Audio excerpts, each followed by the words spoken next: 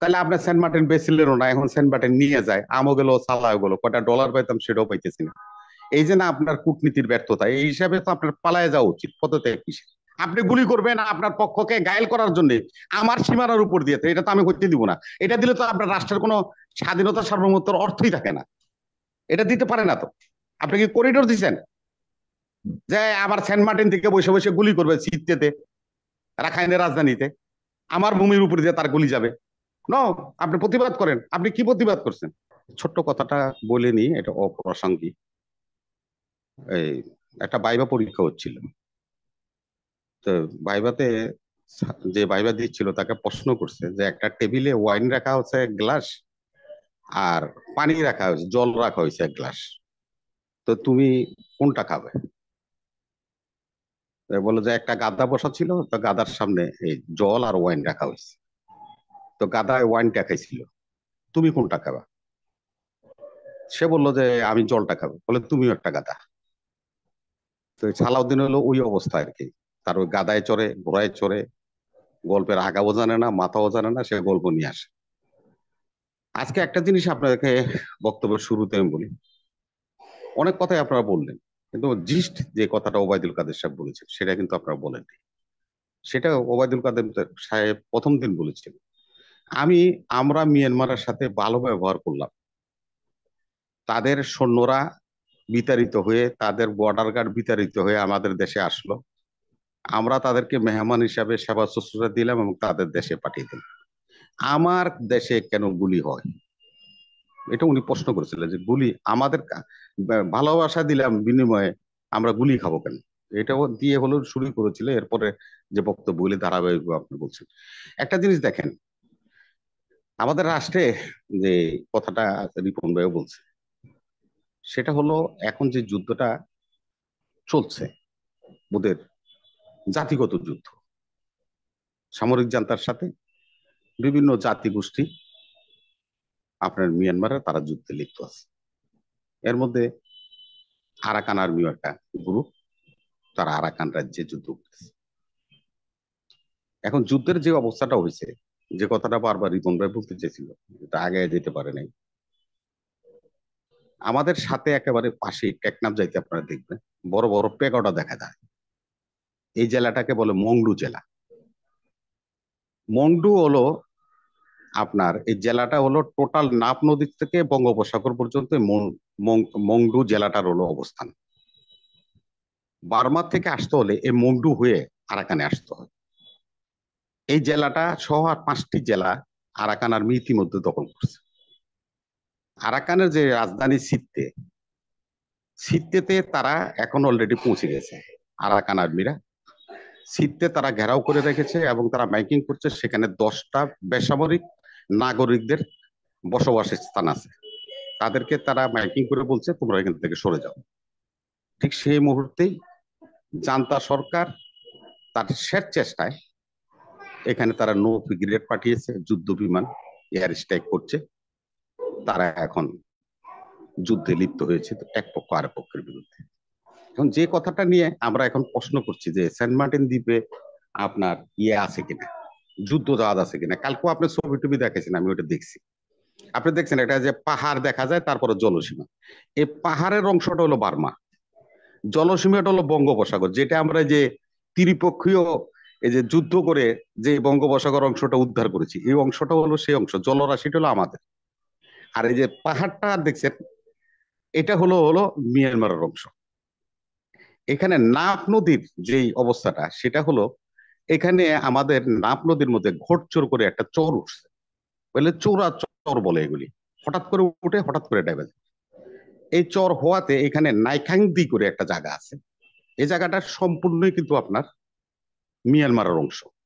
100 বছর পর্যন্ত এই অংশটাকে আমরা ব্যবহার করতেছি। কেমন ভাবে ব্যবহার করি? যখন আপনার ভাটিতে থাকে, তখন আমাদের জাহাজগুলি নাইখান দিয়ে এই এটা ওরা ছড়া বলে, এই ছড়া দিয়ে বা ক্যানেল যেটাকে বলো সংযোগ, এটা দিয়ে যায়। তাদের জাহাজও যায়, আমাদের জাহাজও যায়। যখন জলরাশি পরিপূর্ণ হয়ে যায়, তখন বার্মার যে বাণিজ্যিক জাহাজগুলি আছে, তখন তো হচ্ছে সরিতিয়া যেতে পারে না, তখন এই আমাদের বাংলাদেশের অংশ দিয়ে বার্মার জাহাজও নাপ নদী দিয়ে তাদের আরাকানের দিকে যায়। এটা সৌহার্দ্যপূর্ণ, এটা এই 7 বছর পর্যন্ত দুই পক্ষে এইভাবে এটা ব্যবহার করে আসছে। এইবারই হলো এটার ব্যতিক্রম। নাইখান যে ছড়িটা, সেখানেই তাদের 3টে নেভাল জাহাজ আসছিল 7 দিন পর্যন্ত অবস্থান করার পরে। এখন বর্তমানে এই জাহাজগুলি, যারা আমরা এই ইয়েতে গেছি, এই সেন্ট মার্টিনে গেছি, সেন্ট মার্টিনে যে আমরা যেখানে লাস্ট অংশে গেলে তারপরে যে জলরাশি, এটাও আমাদের বঙ্গোপসাগর এবং আমাদের অংশ, এখানে যায় তারা অবস্থান করছে এবং যুদ্ধ করছে। যে প্রশ্নটা এখানে আজকে আপনি উপস্থাপন করেছেন যে ওবায়দুল কাদের সাহেব বলছে আরাকানের আর্মিরা গুলি করছে, তাইলে জানতার আর্মিরা কি গুলি খাচ্ছে আর মরছে? তারা কি যুদ্ধ করবে না, প্রটেক্ট করবে না? কথাটা কি এভাবে কি ঠিক হইলো? যুদ্ধের ময়দানে হারি আর জিতি দুই পক্ষই তো যুদ্ধ করতেছে, দুই পক্ষই তো গোলাগুলি করে, এক পক্ষ তো করে না। এই জিনিসটার একটা প্রমাণ আপনি দেখেন সাগর ভাই, এটাই হিন্দুস্তান টাইমস এর আজকে এই আর্টিকেলটা আছে, এবং এটা আপনার হিন্দুস্তান উর্দু ভার্সন যেটা আছে সেটা তো আছে, এবং বাংলাদেশের প্রথম আলো সহ অন্যান্য পত্রিকাও আসছে। আমাদের দেশের একজন এই সেন্ট মার্টিনের একজন বোট মালিক, তার নাম হলো সৈয়দ আলম। কালকে তো আপনার এখানে সাংবাদিক আসছিল, এই লোক হলো বোট চালায়, এলো বোট মালিক সমিতির সভাপতি, ওর নাম হলো সৈয়দ আলম। তার একটা বক্তব্য আসছে, সেখানে আপনি দেখেন সে বলছে আমরা এখানে যাইতে পাচ্ছি না, আমাদের উপরে উপর্যুপরি গোলাগুলি করা হচ্ছে, এমনকি রুগীও আনা যাচ্ছে না, সেবামূলক কর্মকাণ্ড করতে দেওয়া হচ্ছে না।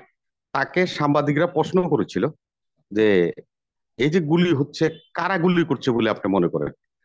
এই সৈয়দ আলম সাহেব বলছে যে আমাদের দেখা এই গোলাগুলিগুলি এই যে সমস্ত নৌজাহাজ আছে সেখান থেকে বোটের দিকে গুলি ছোড়া হচ্ছে।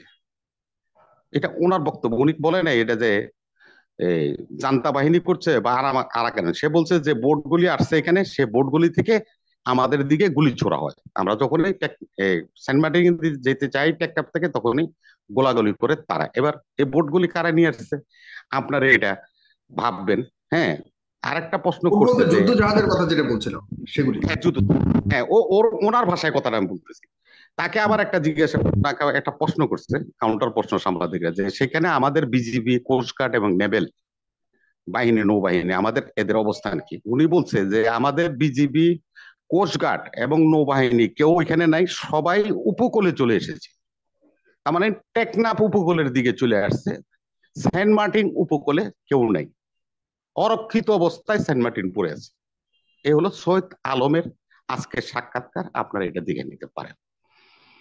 আচ্ছা, এখন কথাটা হলো আপনার মিয়ানমারের যে শক্তি গোলাগুলি হচ্ছে, মিয়ানমার সামরিক শক্তিতে আমাদের থেকে 3 ধাপ উপরে। এখন যে অবস্থা আছে মিয়ানমারে, জাতিগত যে যুদ্ধ এবং দাঙ্গা হচ্ছে, তাতে করে মিয়ানমারের শক্তি আমাদের সমতুল্য নয়, অনেক কম। তার মানে ডিভাইড হইতে হইতে অন্তর্কোন্দলে তারা এখন একেবারে একটা ক্ষয়িষ্ণু শক্তিতে চলে আসছে। আর সীমান্ত নিয়ে আপনার একটা কথা দেখেন, আমাদের বাংলাদেশের সাথে একটা সীমান্ত সমস্যা ছিল, ছিটমহল আমরা বলতাম। তো দেখেন আপনার ইংরেজরা যখন নাকি এই সীমান্ত করে দিয়ে গেল বার্মার সাথে, আমাদের বাংলাদেশের যে সীমান্ত রেড ক্লিফ, যেটা নাকি আপনার ম্যাপটা করেছে, এটার একটা সুবিধা হলো কি, নাপ নদীটার হলো মিডল অংশে অর্ধেক দিয়ে গেছে হলো আমাদের দক্ষিণ দিকের অংশ, আর উত্তর দিকের অংশ দিয়ে গেছে হলো মায়ানমারকে। যেহেতু 7 বছর ইংরেজরা চলে যাওয়ার পরেও আমাদের নিয়ে বার্মার সীমান্ত বিরোধ আছে, এমন কোনো প্রশ্ন কোনোদিনও আমরা শুনি নাই, এবং বলতেও কেউ আমরা জানি নাই। কিন্তু আজকে সেখানে যেহেতু রিপন ভাই, আমার সাথে কোনো সীমান্তেরই বিরোধ নাই তাদের সাথে, তাহলে তাদের সাথে আমাদের সাথে যুদ্ধ হবে কেন? আমরা যুদ্ধ করতে যাব কেন? যুদ্ধ করার তো আমাদের প্রয়োজন নেই। আজকে যে কথা আপনারা বক্তারা 3জনই বললেন যে এখানে রাষ্ট্রের কথা আসছে, রাষ্ট্রের কথা আসছে, রাষ্ট্রের কথা তো আপনার প্রধানমন্ত্রী বলছেন। আজকে সেই রাষ্ট্রের জনক কে হবে? দেখেন উনিশশো এখানে উনিশ তাহলে আপনার পুরো স্টেটমেন্টে যতটুকু বোঝা যাচ্ছে তাতে আপনি কি এটাকে একটা স্বাভাবিক ঘটনা, দুর্ঘটনা হিসেবে দেখাতে চাচ্ছেন, বলতে চাচ্ছেন? তাহলে আপনার নেতা জনাব ফখরুল ইসলাম আলমগীর কেন বলছে যে সরকারের ব্যর্থতা? এখন সরকারের ব্যর্থতা কোথায় দেখছেন এবং কেন? আহ হুম। কেন ব্যর্থ তারা আপনারা দেখেন, আমি এই জন্য বলছি কেন যে ওনার সরকারকে পদত্যাগ করতে হবে সে জায়গাটাতে একটু বলবেন ছোট করে শেষ করুন। নেতৃত্ব না, সরকারকে পালাইয়া যাইতে হবে, খালি পদত্যাগ না, উনি একটু কম বলছে, এটার সাথে আমি একটু যোগ করে দিলাম যে এই সরকারকে পালাইয়া যাওয়া উচিত। কারণ হলো সেন্ট মার্টিন কিনতে চাইছিল আমেরিকা, এটা হলো শেখ হাসিনা বলছে। তো বাবা বেচলে তো কিছু ডলার টলার পাইতে, আমাকে ডলার সংকটটা ওইটা, হ্যাঁ, আমাদের ইয়ে হইতো, সাশ্রয় হইতো। তো এখন আবার আইসা বলতেছেন যে সেন্ট মার্টিন দিলে আমাকে ক্ষমতায় থাকতে পারবো। তাহলে আপনার সেন্ট মার্টিন বেচলেনও না, এখন সেন্ট মার্টিন নিয়ে যায়, আমও গেল চালাও গেল, কয়টা ডলার পাইতাম সেটাও পাইতেছি না। এই যে না আপনার কূটনীতির ব্যর্থতা, এই হিসাবে তো আপনার পালায় যাওয়া উচিত, পদত্যাগ কিসের, সে তো ব্যর্থ কূটনীতিতে সম্পূর্ণ। আপনাকে শুনতে পাচ্ছেন, আপনি মিউট হয়ে গেছেন। জি, না কূটনীতিতে ব্যর্থ কোথায় দেখলেন? কারণ সরকার তো বলছে যে আমরা ছাড় দিব না, প্রস্তুত আছি আমরা, আমাদের উপর আঘাত আসলে আমরা পাল্টা আঘাত করবো। সরকার বলতে আমি ওবায়দুল কাদেরের কথা বলছি। সেখানে জি জি, আপনি না না, নট অনলি ওবায়দুল কাদের বলা নেই শুধু, এটা আমাদের সেনাবাহিনীও বলছে। আমরা আজকে যে প্রশ্নটা এবং এখানে আপনার সামনে বিজেপিও নিয়ে আজকে আসতে চাই, নির্দেশনা দিয়েছে যেন তৎপর থাকে এবং যথাযথ ব্যবস্থা নেয়। জি, খুব বিজিবি ছোট করে বিজি শেষ করবেন। না, বিজিবির জায়গায় আছে, আমাদের সেনাবাহিনীর প্রধানও বলছে যে না, আমরা ছেড়ে দেব না। তা আপনি তো ওখানে ডেপ্লয় হন নাই, সেনাবাহিনী তো আপনাকে মোতায়েনই করে নাই, আপনি কার সাথে যুদ্ধ করবেন আর কাউরে ছেড়ে দিবেন না মানে? হুম। আপনি নিজেই তো সেখানে যাইতে পারেননি, রবি সরকার ভাই, আপনাকে কেন ওখানে। সেনাবাহিনী ওইখানে মোতায়েন করবে? কতজন বাঙালি ওইখানে মারা গেছে, কোন বাঙালির উপরে গুলি হয়েছে, কোন বাঙালি আহত হয়েছে? এই যে আপনারা সেনাবাহিনীর, আজগুবি আরে আপনার আজগুবি কথাই ধরি, তাহলে সেনাবাহিনীর প্রধানের ছেড়ে দিব। আপনি আবার মিউট হয়ে গেছেন। জি, আপনি মিউট সেনাবাহিনীর হয়ে গেছেন। প্রধান এই কথা বলেছে যে যে যে গুলি বাংলাদেশে আসছে সেটার পরিপ্রেক্ষিতে বলেছে যদি কোনো ষড়যন্ত্র হয় বা যদি কোনো বাংলাদেশের উপরে যদি কোনো আঘাত করার চেষ্টা হয় শুধু তাহলে আমরা ষড়যন্ত্র বসে দেখবেন থাকবো না, না, আমরা পাল্টা আমরা আগরতলা আঘাত। আগরতলা ষড়যন্ত্র দিয়ে আপনাদের জন্ম, আপনারা সব জায়গায় খালি ষড়যন্ত্র খুঁজে পান, এগুলো আপনাদের চরিত্র।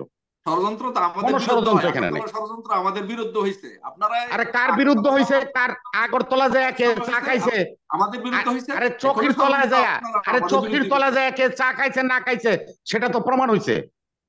এই ষড়যন্ত্র দিয়ে আপনাদের জন্ম, এবং ষড়যন্ত্র এখন নিয়ে আপনারা কথা বলেন, জি, এখন আপনাদেরকে এই ষড়যন্ত্রের বাইরে আসতে হবে।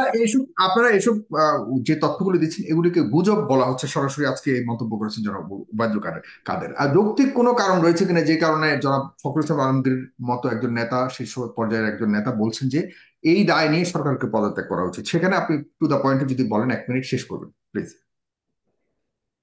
আমরা যে কথাটা বলতে চাই যে এখানে সম্পূর্ণভাবে আমরা ব্যর্থ হয়েছি।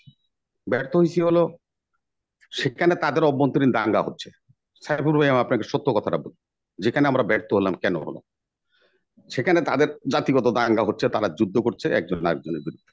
আমাদের দেশে প্রথম কি আসলো, বিজিবি, বর্ডার গার্ড, বার্মা, এরা এসে ঢুকলো, অনেক সোলজার আসলো, তাদেরকে আমরা আমাদের এই নাকাইনছড়ি সীমান্তে তাদেরকে আমরা অবস্থান করতে দিলাম, সেবা শুশ্রূষা দিলাম, তাদের সমস্ত কিছু করলাম, খাওয়া দাওয়ার ব্যবস্থা করলাম। মেজর জেনারেল মাইনুল ইসলাম চৌধুরী, যিনি বিজিবির ডাইরেক্টর, ডিজি, উনি যখন ওইখানে তাদের সাথে কথা বলতে গিয়েছিল, তাদেরকে একটা প্রশ্ন করেছিল উনি, যে এই যে রোহিঙ্গারা আমাদের দেশে আসছে, তো তোমরা তো তখন ওখানে কর্মরত ছিলে বার্মায়, বলে হ্যাঁ, বলে তোমরা তো এদের উপর অত্যাচার করছো, এটা কি সত্য? বলে দেখো আমাদের সরকারের নির্দেশে আমরা করছি। তারা কিন্তু হুম। স্বীকার করলো যে রোহিঙ্গাদের উপরে অত্যাচার তারা করেছে।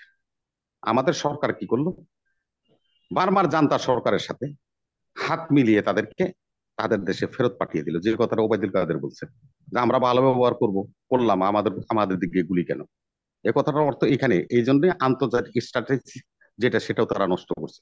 কারণ কোন সোলজার যদি কোনো ইয়ের মধ্যে জড়িত হয়, মানবতা বিরোধী কোনো কর্মকাণ্ডে জড়িত হয়, তাহলে তাকে হস্তান্তর করতে হয় আন্তর্জাতিক আদালতে। কিন্তু তারা, এই সরকার সেটা না করে অজিত দোভালের কথায় তারা এই সোলজার গুলির জান্তা সরকারের কাছে ফেরত পাঠাই দিল। তখন থেকেই আমাদের প্রশ্ন, উদ্বেগ হয়েছে যে সরকারের নিজস্ব সক্রিয়তা বলতে নাই, সেই তো আমাদের স্বাধীনতার সার্বভৌমত্ব বিপন্ন হতে পারে।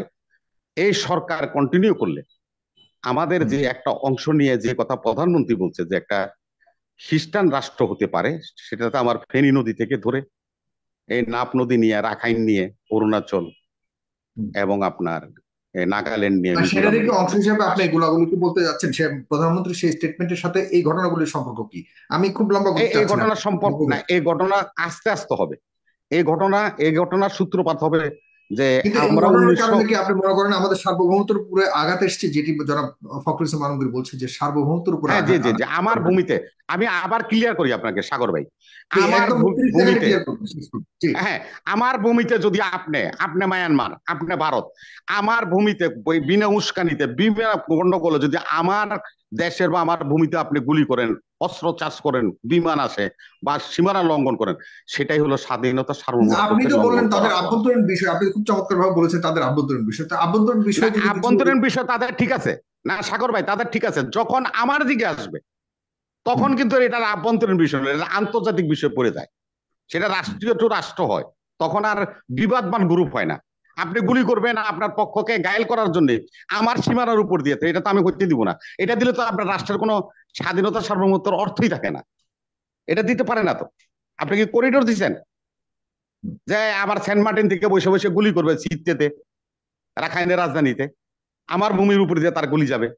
ন, আপনি প্রতিবাদ করেন। আপনি কি প্রতিবাদ করছেন? এই যে বার্মার এই যে রাষ্ট্রদূত আছে, এই যে সোয়েম হয়, তার কাছে একটা চিঠি পাঠিয়েছেন আপনি। স্পষ্ট, তার মানে এটির কারণে আপনি মনে করছেন আমাদের সার্বভৌমত্বের উপরে আঘাত আনা হচ্ছে এবং সরকার সেটাকে যথাযথভাবে সার্বভৌমত্ব না সাগর ভাই, এবং আর কেউ বিরোধ করতে পারছে না।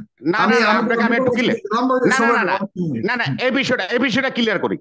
আমার উপর দিয়ে যদি আপনার বিমান বাহিনী যায়, আপনার শত্রু মানে আপনার শত্রুকে ঘায়েল করতে আমার উপর দিয়ে বিমান যায়, আপনি শত্রুকে বোম্বিং করতেছেন, এটাই আমার স্বাধীনতা সার্বভৌমত্ব ক্ষুণ্ণ হলো।